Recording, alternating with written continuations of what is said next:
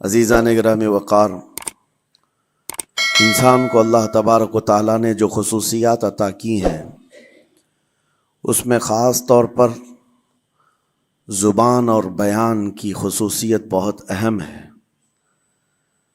شیخ Saadi رحمۃ اللہ تعالیٰ علیہ فرماتے ہیں، تا مرد سخن نہ گفتہ باشد، عیب و ہنرش نہ ہفتہ باشد۔ جب تک آدمی بات نہیں کرتا اس کی اچھائی بھی چھپی رہتی ہے، برائی بھی چھپی رہتی ہے۔ انسان اپنے کلام سے، اپنی بات سے سمجھ میں آ جاتا ہے کہ کس کیٹیگری کا ہے، کس لیول کا ہے۔ اس کی گفتگو کے آداب اس کی حقیقت بتاتے ہیں، بلکہ یہاں تک کہ اس کے نسب کا بھی پتہ لگا لیا جاتا ہے اور اس کی تربیت کا بھی اندازہ ہو جاتا ہے۔ حضرت لقمان حکیم سے پوچھا گیا نیکی کس کا نام ہے، تو آپ نے فرمایا دو چیزیں اور بہت چھوٹی ہیں۔ نیکی دو چیزیں ہیں جو بہت چھوٹی ہیں۔ کہا کیا ہے؟ کہا کہ ملاقات میں لوگ اپنے بھائیوں سے مسکرانا اور نرم گفتگو کرنا۔ ساری نیکیوں کی جڑ ہے یہ، نرم گفتگو کرنا اور لوگوں سے خندہ پیشانی کے ساتھ مسکرا کر ملاقات کرنا۔ لیکن میرے عزیزو، یہ دو چیزیں بناوٹی تو بہت سارے لوگوں کے ساتھ آ سکتی ہیں، اخلاق تصنع جس کو کہتے ہیں، تکلف کے ساتھ بہت سارے لوگوں کے ساتھ آ سکتی ہیں، لیکن حقیقت میں جس انسان کی طبیعت میں یہ دو چیزیں ہونی چاہیے وہ کب سمجھ میں آتی ہیں؟ اس وقت جو مولا علی کرم اللہ وجہہ الکریم نے فرمایا کسی انسان کو اس کی حقیقت دیکھنا ہو تو غصے کے عالم میں اسے دیکھو۔ وہ اپنے آپے سے باہر ہوتا ہے یا اپنے مزاج کے خلاف کس طرح بات کو سن کر کے تحمل رکھتا ہے۔ سب سے بڑا پہلوان وہ ہے جس نے اپنے غصے کو کنٹرول کیا اور اپنی زبان پر قابو پا لیا، ورنہ یہ وہ لمحہ ہے جب انسان پھٹ پڑتا ہے، جو دل کے اندر ہے سب کہہ جاتا ہے۔ آپ کو میں بتاؤں، نبی کریم صلی اللہ تعالیٰ علیہ وسلم کے عظیم اخلاق کریمہ، بخاری شریف کی حدیث ہے، حضور مسجد نبوی میں تشریف فرما ہے۔ اس وقت مسجد نبوی، آج ہو سکتا ہے آپ کے ذہن میں جو امیج ہے مسجد نبوی کی، بہت بڑی عالی شان مسجد، لیکن وہ زمانہ نبوی میں اس طرح کی نہیں ہے۔ کچی دیواریں تھی، اوپر چھپر کے چھت پڑے ہوئے تھے اور مٹی کی زمین تھی۔ یہ مسجد نبوی کی شکل اس زمانے میں حضور اکرم صلی اللہ تعالیٰ علیہ وسلم اپنے صحابہ کے ساتھ بیٹھے ہیں۔ ایک دیہات کا رہنے والا شخص آیا۔ ایک بات یاد رکھیں کہ دیہات میں، گاؤں میں رہنے والوں کے اخلاق اور تمیز میں بڑا فرق ہوتا ہے، ان کے ہاں آداب کی کمی ہوتی ہے۔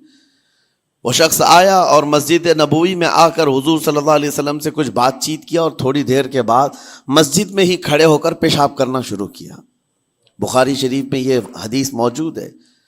جب مسجد نبوی میں کھڑے ہو کر پیشاب کرے تو صحابہ اکرام سب دیکھ کر کے دوڑانے لگ گئے، خذوہ خذوہ، پکڑو اس کو، پکڑو اس کو، اور صحابہ دوڑاتے تھے، وہ پیشاب کرتے ہوئے بھاگتا تھا پوری مسجد میں۔ نبی پاک صلی اللہ تعالی علیہ وسلم نے فرمایا دعوہ، چھوڑ دو اس کو، کر لینے دو، پیشاب کر رہا ہے مسجد میں، چھوڑ دو اس کو۔ جب وہ صحابہ اکرام حضور کا حکم سنتے ہیں سب پیچھے ہٹ گئے۔ تھوڑی دیر کے بعد نبی کریم صلی اللہ تعالی علیہ وسلم نے صحابہ سے فرمایا پانی کے ڈول بھر کر کے لائے جائیں۔ صحابہ سے ہی منگوایا، پانی کے ڈول بھر کر کے لائے گئے اور مسجد نبوی کے میدان میں فرش پر بہایا گیا اور صاف کیا گیا۔ اب وہ شخص نہایت ہی ڈرا سہما کھڑا تھا، میرے ساتھ کیا ہوگا پتہ نہیں، میں نے پیشاب کیا، اب مجھے یہ لوگ قتل کر ڈالیں۔ نبی کریم صلی اللہ تعالیٰ علیہ وسلم نے قریب بلایا اور فرمایا، نہایت نرم گفتگو کے ساتھ حضور فرماتے ہیں یہ اللہ کا گھر ہے، یہاں پیشاب نہیں پیشانیاں رکھی جاتی ہیں۔ بس یہ جملہ ہے، بخاری شریف میں موجود ہے، یہاں عبادت کی جاتی ہے۔ اتنا کہہ کر رخصت ہو گئے، رخصت کر دیا۔ وہ دیہات سے آیا ہوا جو نوجوان تھا یا شخص تھا، باہر نکلتے ہی وہ کلمہ طیبہ پڑھ کر حضور کی غلامی میں شامل ہوا۔ میں نے وہ بلند عالی اخلاق نہیں دیکھے۔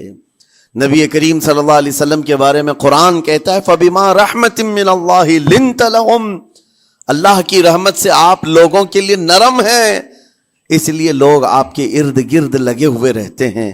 وَلَوْ كُنْتَ فَظًّا غَلِيظَ الْقَلْبِ لَانفَضُّوا مِنْ حَوْلِكَ، اے رسول اگر آپ سخت دل ہو جائیں تو پھر یہ سب چھٹ جائیں گے، آپ سے دور ہو جائیں گے۔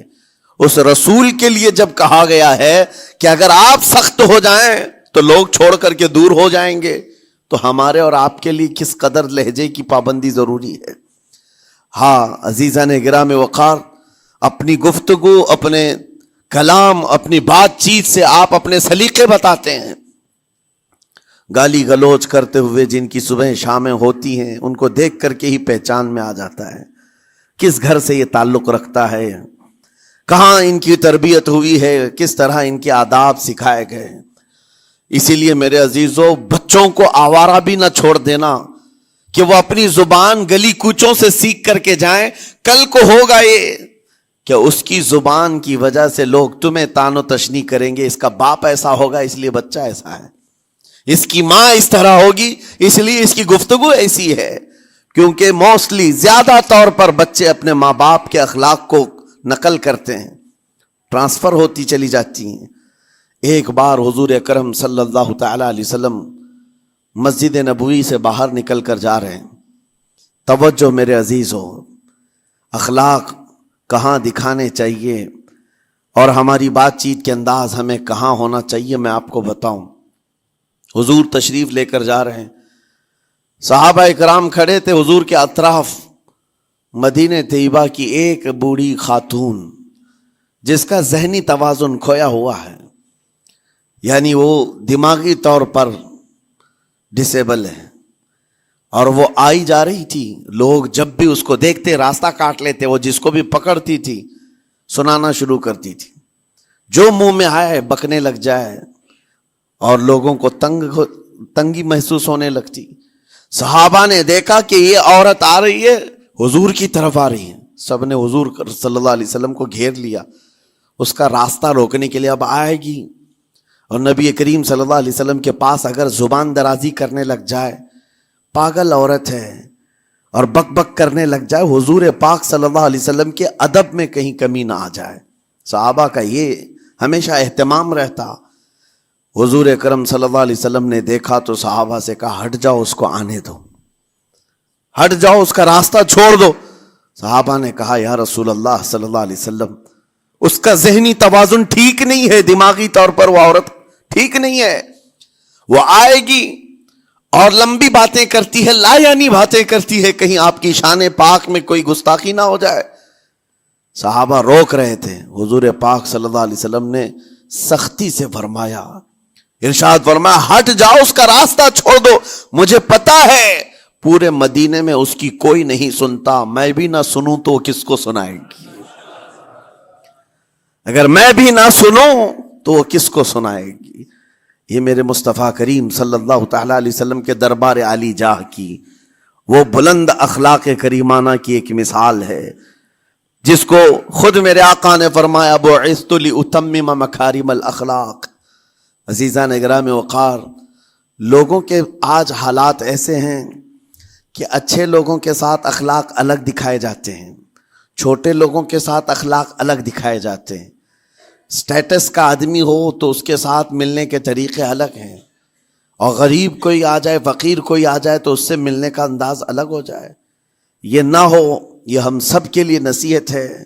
اسی ممبئی کی سرزمین پر میں آپ کو بتاؤں، ایک ماہم شریف میں بزرگ حاجی صاحب ہوا کرتے تھے، آج سے تقریباً 10-12 سال پہلے کی۔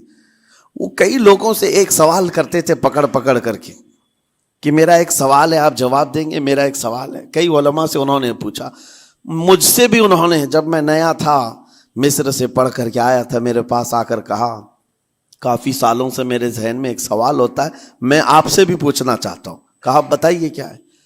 کہا میں حضور سرکار مجاہد ملت رحمت اللہ علیہ کا مرید ہوں۔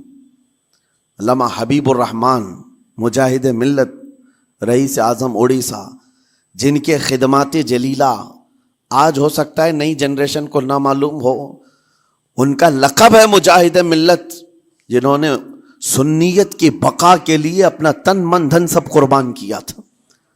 وہ مجاہد ملت عظیم بزرگ ولی کامل ہے۔ یہ حاجی صاحب کہتے ہیں کہ میں ایک نارمل آدمی تھا، کڑیا تھا، یعنی گھر بنانے کا کام کرتا تھا۔ جب وہ ممبئی تشریف لاتے تو دوڑ کر کے ہر جگہ سے لوگ ملنے آتے، میں بھی گیا تھا، اور اس وقت میں جوان تھا۔ حضور مجاہد ملت رحمۃ اللہ علیہ کی بات وہ بتا رہے ہیں کہ لوگ لائن لگا کر کے مصافحہ کر رہے تھے، مل رہے تھے۔ جب مل رہے تھے تو پھر میرا نمبر آیا، میں ملنے کے لیے گیا۔ بزرگوں کے سب ہاتھ چومتے ہیں، یہ ہمارے سنیوں کے طور طریقے ہیں۔ ادب، علماء ذوی الاحترام کے ہاتھوں کا بوسہ لینا یہ مستحسن ہے، یہ ہمارے آداب میں سے، معمولات اہل سنت میں سے۔ تو جب سب لوگ ان کے دست بوسی کر رہے تھے، ہاتھ چوم رہے تھے، میں بھی قریب گیا، اور جب میرا نمبر آیا میں ہاتھ چومنے کے لیے گیا تو انہوں نے میرا ہاتھ لے کر خود ہی چوم لیا۔ وہ بزرگ عالی جاہ ولی کامل جن کو دنیا مجاہد ملت کہتی ہے، میرا ہاتھ انہوں نے چوم لیا، اور میرے اندر ایسی پشیمانی تھی کہ میں کیا کروں سمجھ میں نہیں آیا۔ میں ایک معمولی سا کڑیا، اور کہاں ان کا مقام، کہاں میرا۔ تو اس کے بعد وہ اس بے چینی میں رہتے تھے کہ ایسا کیوں کیا، ایسا کیوں کیا، کیونکہ پوچھنے کا موقع ہی نہیں ملا۔ ایک بزرگ تھے، انہی کے خلیفہ تھے حضور مجاہد ملت کے، انہوں نے اس کا جواب دیا۔ میرے عزیزوں، کیا بہترین جواب تھا۔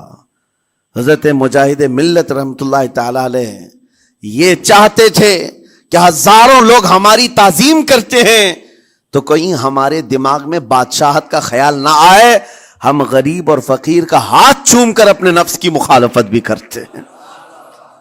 اخلاق کریمانہ دکھانے کے لیے اسٹیٹس والوں کے ساتھ ہی نہیں، غربا فقراء کے ساتھ بھی وہ اخلاق ہوں۔